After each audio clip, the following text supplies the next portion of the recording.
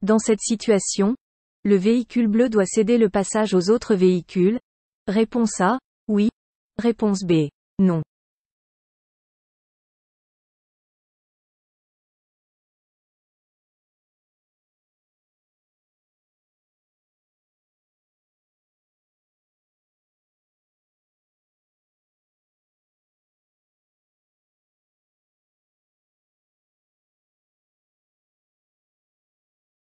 Dans cette situation, le véhicule bleu rentre sur un carrefour à sens giratoire, il s'engage. Étant déjà engagé, il est prioritaire puisqu'il circule dans l'anneau. Les autres véhicules doivent donc le laisser passer. Réponse B. Ce poids lourd transporte des matières dangereuses? Réponse A, oui. Réponse B, non.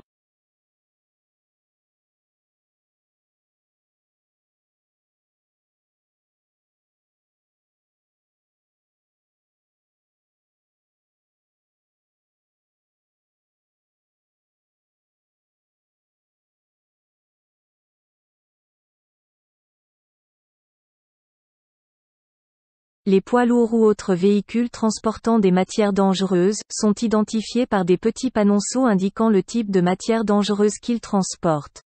Réponse A. Dans cette situation, je peux circuler en feu de croisement. Réponse A, oui. Réponse B, non.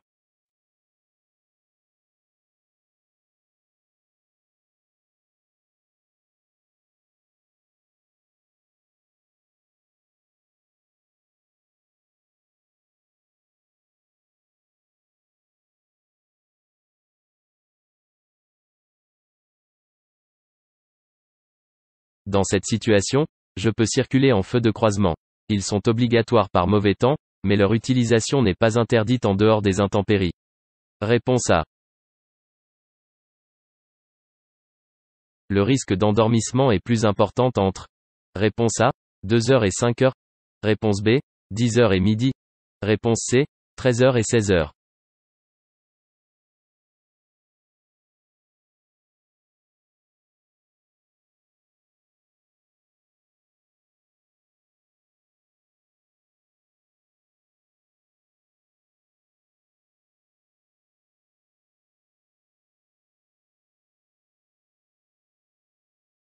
Sur autoroute, un accident mortel sur 3 est dû à l'endormissement. Il y a des horaires à risque dans la journée. Notre système biologique est fait pour que nous dormions entre 2 heures et 5 heures. Sur la route, cela entraîne une baisse de vigilance importante. De la même manière, le créneau entre 13 heures et 16 heures est propice à l'endormissement car c'est la phase digestive. Il faut partir reposer et prendre un repas léger lorsque l'on prend le volant. Réponse A et C. Je circule à bord d'un poids lourd, je dois rouler en feu de route? Réponse A, oui. Réponse B, non.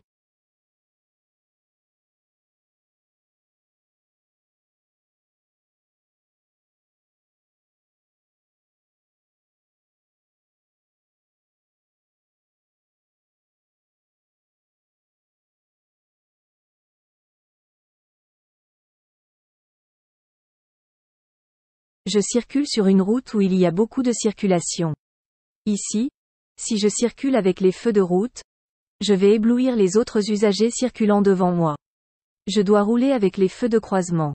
Réponse B. Si mon véhicule dévie en ligne droite, il convient de vérifier que cela ne vienne pas. Réponse A. D'une pression inégale dans mes pneus avant. Réponse B. Du parallélisme. Réponse C. D'un mauvais réglage des rétroviseurs. Réponse D. Des amortisseurs.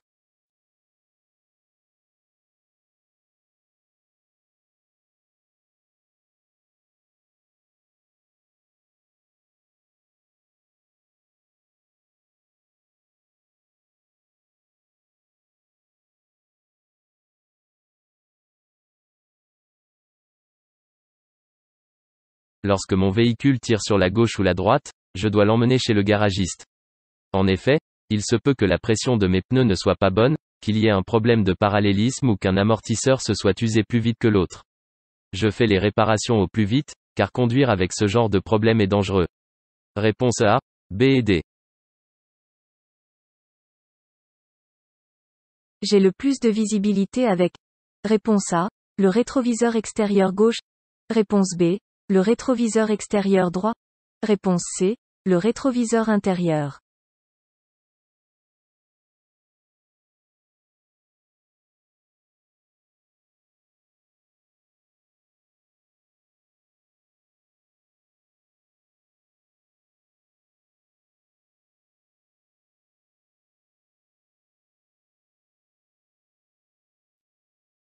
Le rétroviseur intérieur a un angle de vision beaucoup plus important que ceux situés sur les côtés. Il couvre toute la lunette arrière, tandis que les rétroviseurs extérieurs couvrent uniquement le long du véhicule. Réponse C. Le fait d'accélérer en permanence dans un bouchon. Réponse A, permet de démarrer plus rapidement. Réponse B, augmente la consommation de carburant. Réponse C, favorise le rejet de CO2.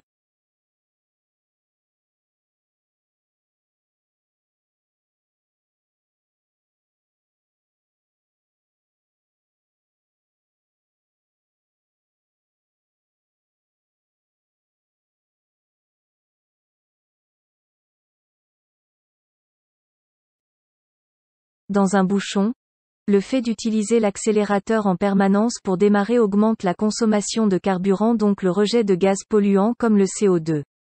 Réponse B et C. En quittant mon véhicule, je vérifie que mon frein à main soit bien enclenché.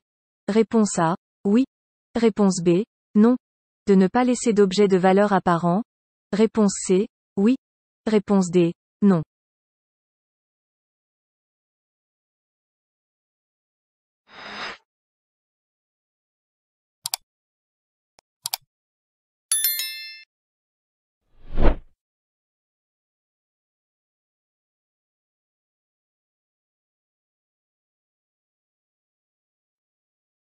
Une fois stationné et avant de quitter mon véhicule, je dois vérifier certains points. Premièrement, je vérifie le bon serrage du frein à main pour éviter de retrouver mon véhicule embouti dans un autre véhicule. Ensuite, j'évite de laisser des objets de valeur pour éviter de retrouver mon véhicule vandalisé. Réponse A et C. L'ESP permet d'éviter les sorties de route dans les virages. Réponse A, oui. Réponse B, non.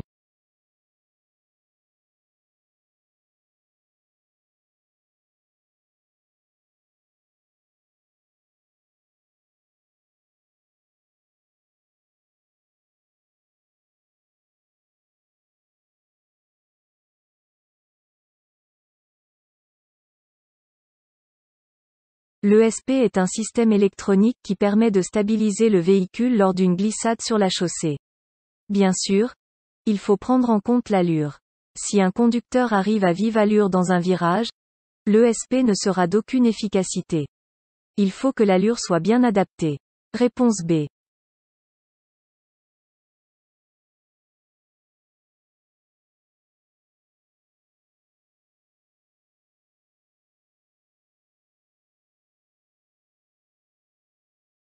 Par temps de pluie, la distance de freinage est multipliée par 1,5.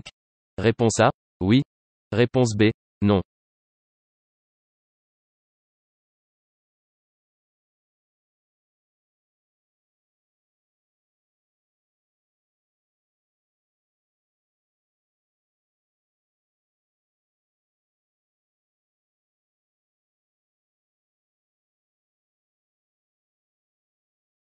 La distance de freinage correspond au moment où j'appuie sur la pédale de frein, jusqu'à l'arrêt complet de mon véhicule. Cette distance de freinage dépend de l'état de la chaussée, de l'état de mes pneumatiques ainsi que de la vitesse de mon véhicule. Sur route mouillée, ma distance de freinage est multipliée par 2. Réponse B.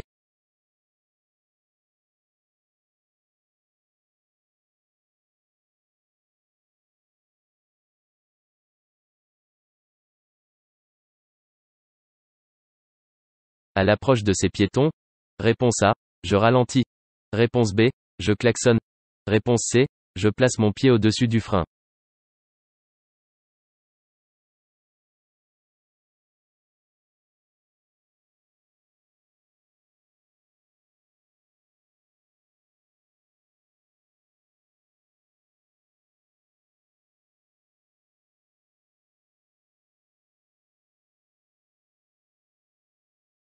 Je circule sur une chaussée commerçante et très fréquentée par les voitures et les piétons. Il se peut que l'on soit dans une zone de rencontre. Je dois redoubler de vigilance envers les piétons qui peuvent traverser à tout moment. Je ralentis en plaçant mon pied au-dessus du frein. Réponse A et C. Je peux circuler avec au moins les feux de croisement. Réponse A, oui. Réponse B, non. Les feux de route. Réponse C, oui. Réponse D, non.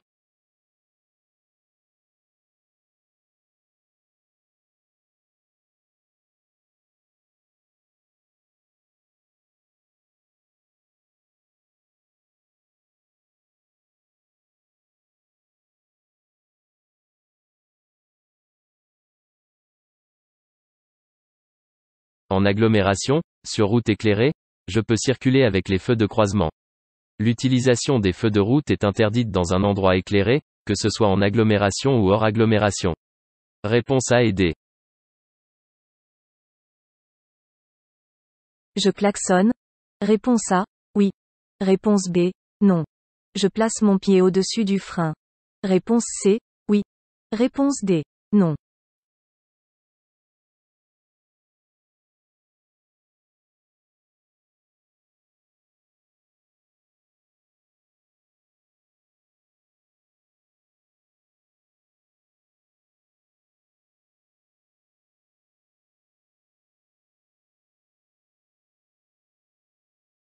Je croise deux piétons, accompagnés d'animaux, proches d'un passage piéton. Je n'ai aucune raison de klaxonner et cela pourrait effrayer les animaux. Cependant, je place mon pied au-dessus du frein au cas où un animal échappe à la vigilance de son maître ou si les piétons veulent traverser. Réponse B et C. Mon passager ne se sent pas bien. Je peux m'arrêter sur cet emplacement de droite. Réponse A, oui. Réponse B, non.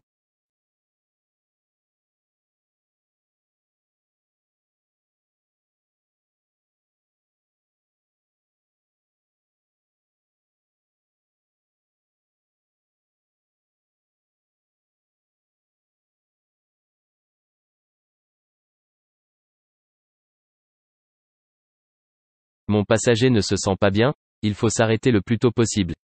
Le panneau m'annonce un refuge. Les refuges sont à utiliser seulement en cas de panne, d'accident ou de malaise comme cela pourrait être le cas pour mon passager.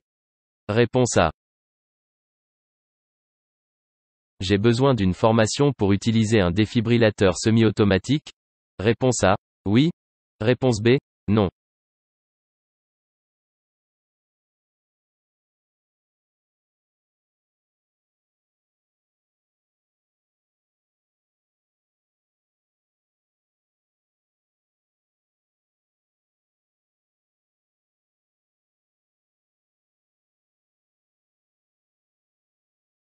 Je n'ai pas besoin de formation spécifique pour utiliser un défibrillateur semi-automatique. Une voix me guide dans l'utilisation technique de cet appareil de secourisme, il est conçu pour des néophytes. Si une personne a un malaise cardiaque, quelqu'un qui n'est pas secouriste peut lui venir en aide.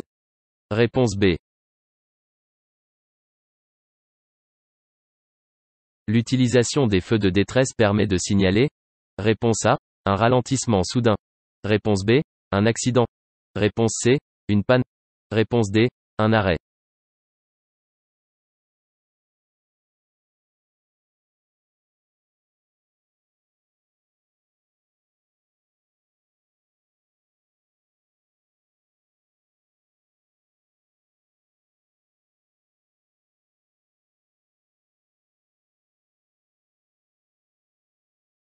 Les feux de détresse servent uniquement en cas de panne, d'accident, de fort ralentissement ou de bouchon. On ne s'en sert pas pour faire un arrêt. Réponse A, B et C.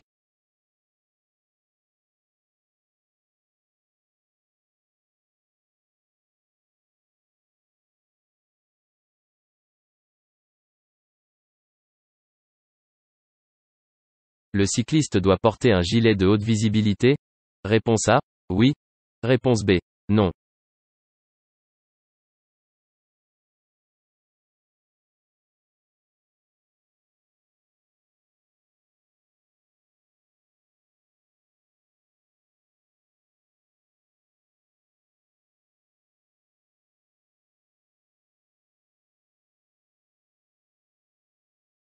Dans cette situation, le cycliste circule en agglomération.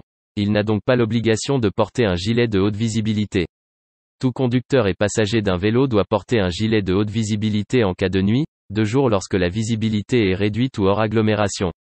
En cas de non-respect, un cycliste risque une amende pouvant aller jusqu'à 135 €. Réponse B. Rouler en dessous de la limitation de vitesse permet de réduire la consommation de carburant. Réponse A, oui. Réponse B, non. La pollution. Réponse C, oui. Réponse D, non.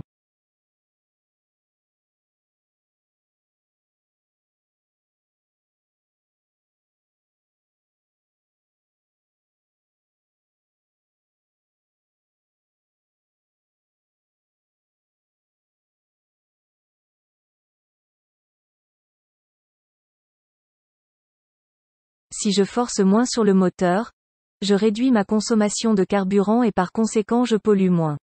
Rouler moins vite, sur le bon rapport, permet de moins consommer et donc de moins polluer. Réponse A et C. Dans la voie de droite peuvent circuler. Réponse A, les cyclomoteurs. Réponse B, les cyclistes. Réponse C, les bus. Réponse D, les motocyclistes.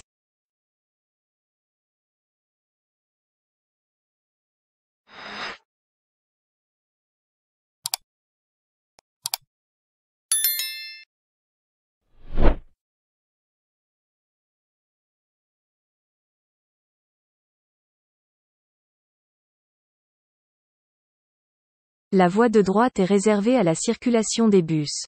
En observant le marquage au sol, je peux voir un pictogramme représentant un cycliste. Cela signifie que cette voie est réservée aux bus ainsi qu'aux cyclistes. Réponse B et C.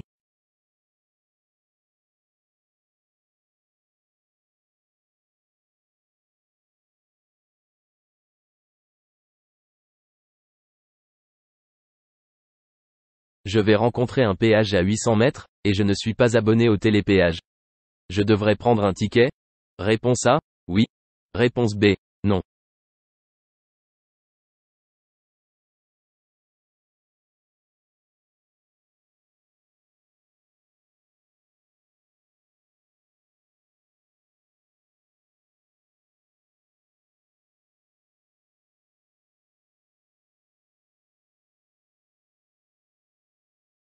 Dans cette situation, un panneau m'annonce une section de péage à 800 mètres.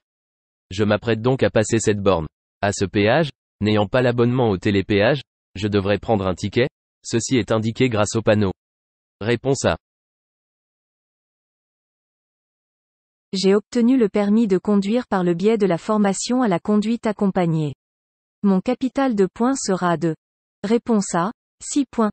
Réponse B, 8 points. Mon permis sera majoré de. Réponse C, 2 points par an. Réponse D, 3 points par an.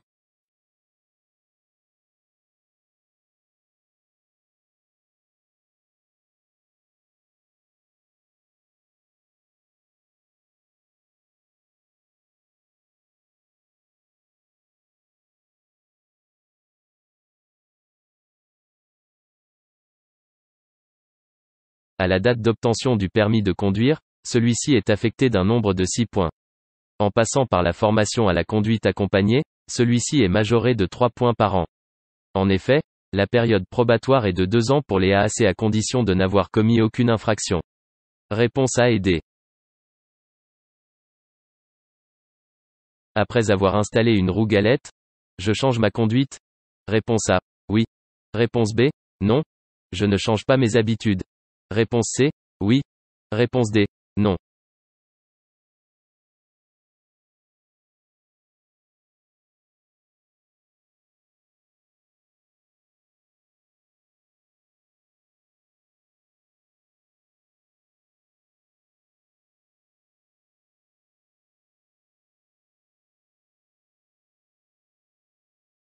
Une roue de secours de type galette est une roue très fine. Il faut faire particulièrement attention à sa conduite, car le pneu étant moins large, un déséquilibre d'adhérence se crée sur la route avec les 3 autres pneus. Elle permet seulement de rouler le temps d'aller au garage le plus proche. Réponse A et D. Je peux accélérer l'élimination de l'alcool? En faisant du sport. Réponse A, oui. Réponse B, non. En buvant de l'eau? Réponse C, oui. Réponse D, non.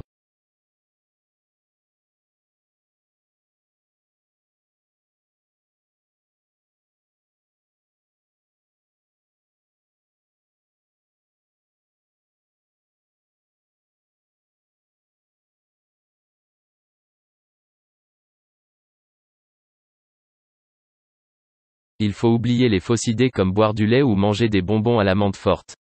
Rien ne peut accélérer l'élimination de l'alcool. Seul le foie est en mesure de l'éliminer à raison de 0,15 g par heure. Réponse B et D. L'appui-tête est trop haut? Réponse A, oui. Réponse B, non. Bien positionné? Réponse C, oui. Réponse D, non.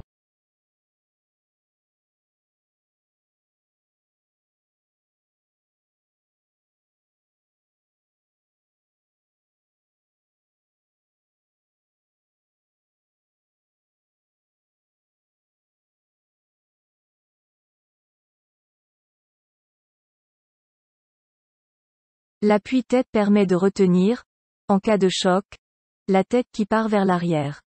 Pour que celui-ci soit efficace, il doit être réglé de façon à ce que le haut de l'appui-tête arrive au sommet du crâne. Ce qui n'est pas le cas ici. Il est trop haut. Réponse A et D. J'actionne cette commande lorsque j'ai de la buée sur le pare-brise avant. Réponse A, oui. Réponse B, non. Sur la lunette arrière. Réponse C, oui. Réponse D, non.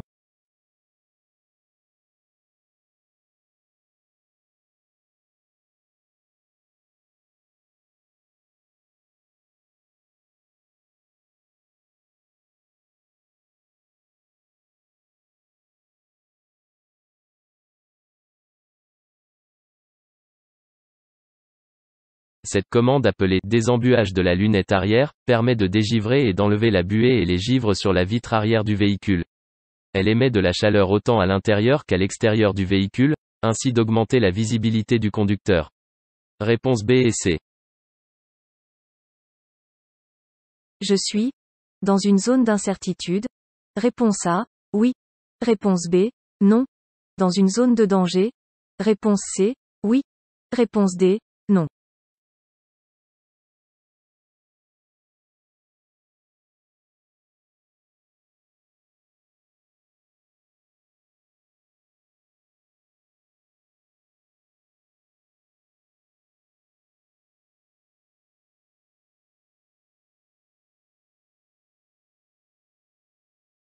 Une zone d'incertitude est une zone dans laquelle un usager peut se déplacer à tout moment le temps de mon arrivée.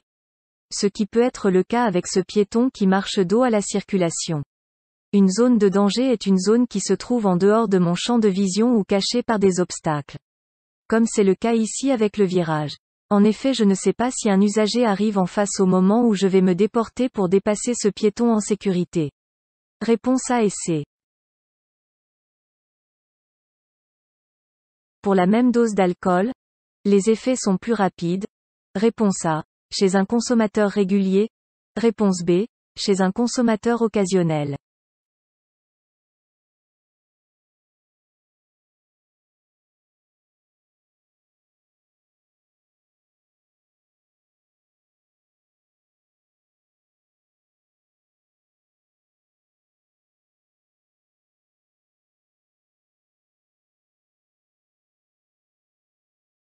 L'alcool est la première cause de décès dans les accidents mortels sur la route. Dans 85% des cas, les buveurs occasionnels en sont responsables. Il suffit d'un repas de famille, d'un verre entre amis ou d'un repas bien arrosé pour que l'alcool se fasse ressentir rapidement chez un buveur occasionnel qui est plus sensible aux effets de l'alcool qu'un buveur régulier. Celui qui conduit, c'est celui qui ne boit pas. Réponse B. Je tiens compte? Réponse A, du feu uniquement. Réponse B, du panneau uniquement. Réponse C, du feu et du panneau.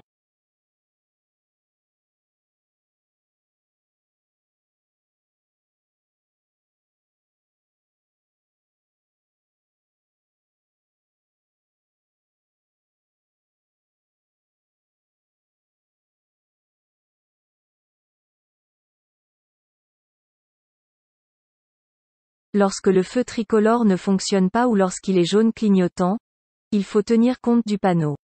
Ici, le feu fonctionne normalement. Il est vert. Je ne tiens compte que du feu. Réponse A. Les feux d'angle fonctionnent avec. Réponse A. Les feux de croisement. Réponse B. Les feux de route. Réponse C. Les feux diurnes. Réponse D. Les feux de brouillard avant.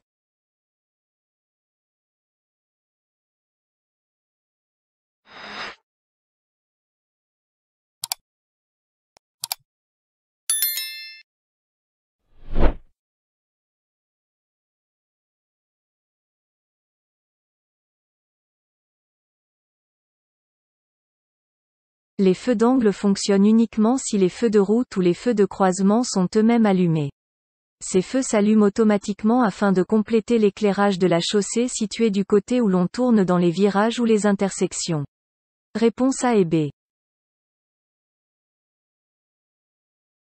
Le port de la ceinture est. Réponse A. Facultatif. Réponse B. Obligatoire.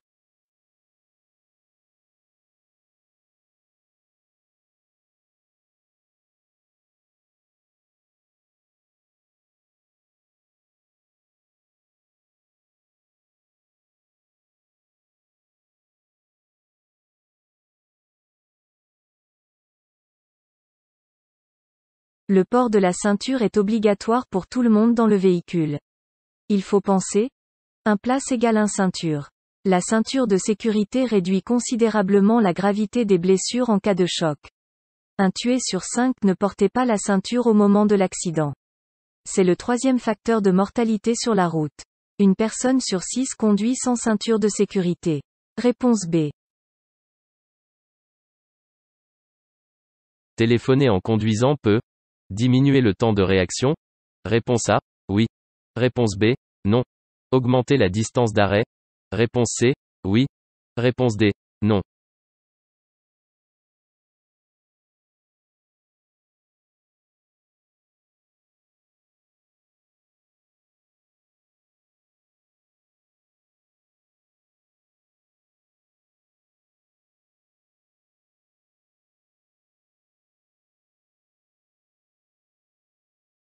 L'usage du téléphone en conduisant est strictement interdit. En effet, mon temps de réaction se verra allongé, mon champ de vision rétréci et ma distance de freinage augmentée. Je risque la perte de 3 points sur mon permis de conduire. Plus grave, je mets ma vie et celle des autres en danger. Réponse B et C. Je peux m'arrêter ici pour déposer un passager. Réponse A. Oui. Réponse B. Non.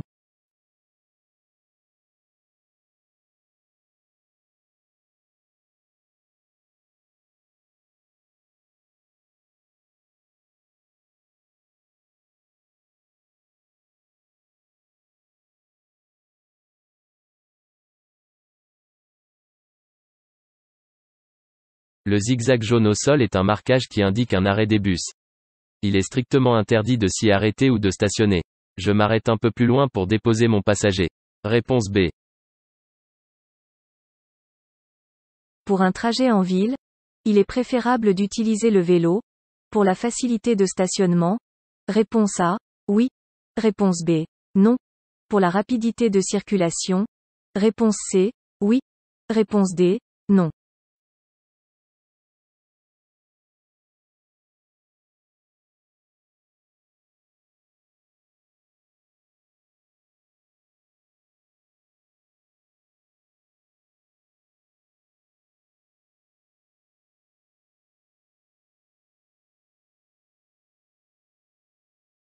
En moyenne, une voiture met 5 minutes pour parcourir 2 km en ville alors qu'il faut 8 minutes à vélo pour cette même distance.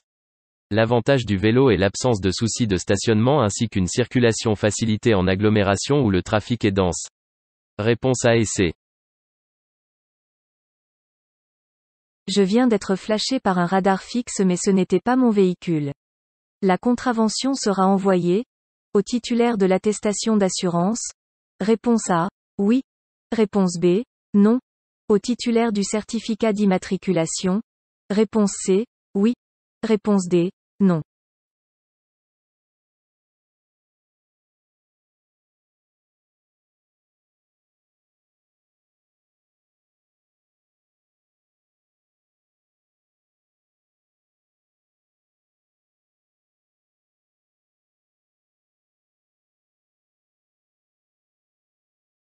En cas de verbalisation par un radar fixe, la contravention sera établie et envoyée au nom du propriétaire du véhicule puisque c'est la plaque d'immatriculation qui est prise en considération.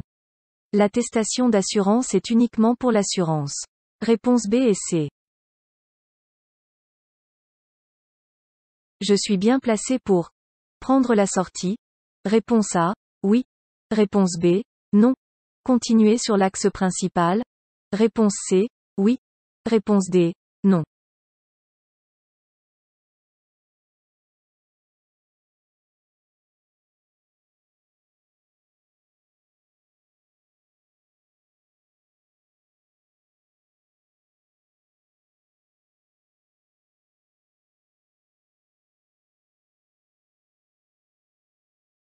Une sortie doit toujours se prendre dès le début. Je suis bien placé pour prendre la sortie. Je suis également bien placé pour continuer sur l'axe principal. Je reste à ma place. Réponse A et C.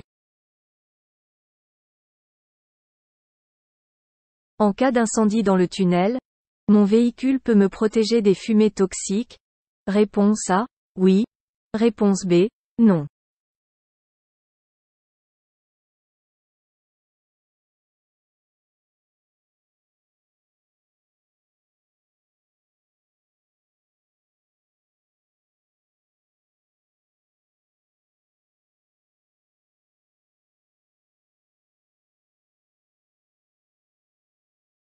En cas d'incendie dans le tunnel, mon véhicule ne me protégera pas des fumées toxiques qui peuvent être mortelles.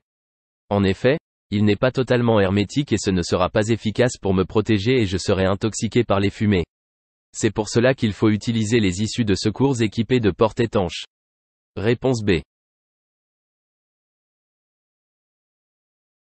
Dans cette situation, je me prépare à freiner. Réponse A, oui. Réponse B, non. Je klaxonne. Réponse C, oui. Réponse D, non.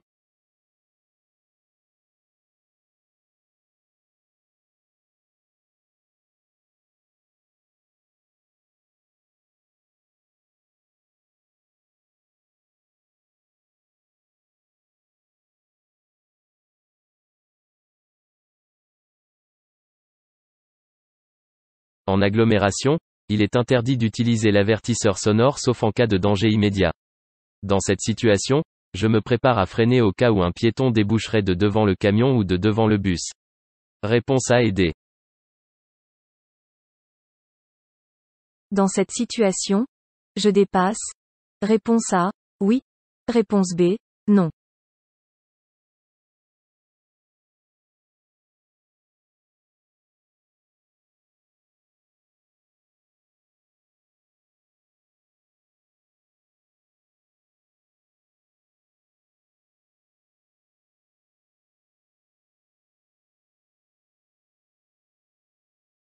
La ligne continue peut être chevauchée pour dépasser ce cycliste. Mais dans cette situation, le dépassement est impossible, car la visibilité vers l'avant est nulle. Réponse B. Ces bornes permettent aux véhicules hybrides de stationner et recharger leur batterie. Réponse A, oui. Réponse B, non. Stationner sans recharger leur batterie. Réponse C, oui. Réponse D, non.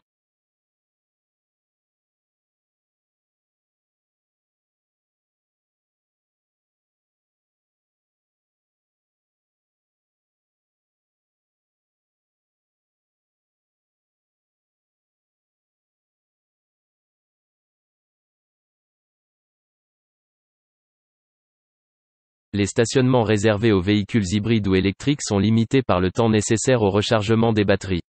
L'occupation des places dédiées à la recharge par des véhicules électriques et hybrides rechargeables non raccordés aux bornes n'est pas autorisée. Réponse A et D.